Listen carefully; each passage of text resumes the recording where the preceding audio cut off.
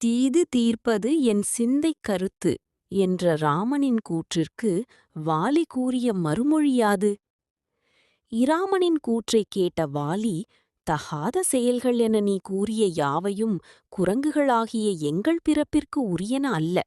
விரும்புகின்ற தன்மையின்படி தொழில் புரிவதே எங்கள் பிறப்பிற்குரியது என கூறினான்.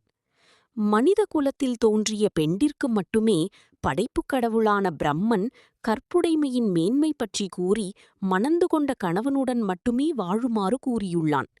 எங்கள் குரங்கினத்திற்கு நேர்ந்தால் நேர்ந்தபடி வாழுமாறுதான் கூறியுள்ளான் என கூறினான்.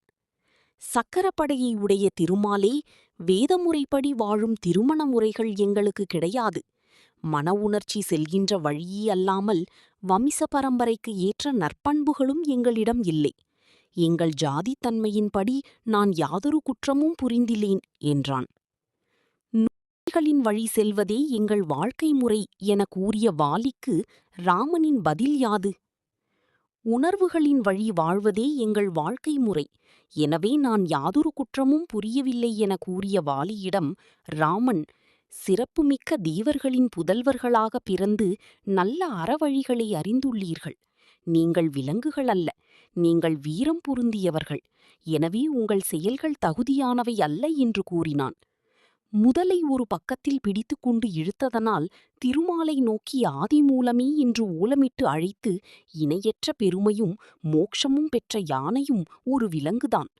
சீதையை ராவணன் கடத்திச் சென்றபோது அவனுடன் போரிட்டு வீடு பேறு பெற்ற ஜடாயுவும் ஒரு கழுகுதான்.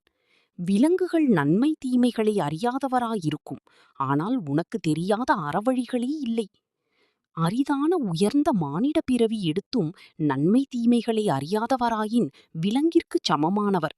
அதுவே அறநூல்களின் கூற்றின்படி நடக்கும் விலங்குகளும் தேவர்களுக்கு ஒப்பாகும். சிவபெருமானிடம் நீ கொண்ட பக்தியின் பயனால் திருமாலினால் படைக்கப்பட்ட வலிய பூதங்கள் நான்கினுக்குரிய வலிமையை நீ பெற்றாய். குற்றமுடையவர்களும் பிறப்பினால் தாழ்ந்தவர்களும் கூட உயரிய அறவழியில் சீர்ந்து வாழ்ந்ததால் உயர்வடைந்துள்ளனர். நற்குணங்கள் பல நிறைந்த தேவர்களிலும் தவம் பல புரிந்த முனிவர்களிலும் பல தீய செயல்கள் செய்தவர்கள் இருக்கின்றனர். எந்த குலத்தின் பிறந்தாலும் உயர்வும் தாழ்வும் அவரவர் செய்யும் செயல்களாலேயே வரும் என்பதை நன்கு உணர்ந்த நீ சகோதரனின் மனைவியின் கற்பை அழித்துவிட்டாய். அது மன்னிக்க இயலாத குற்றம் என்றான்.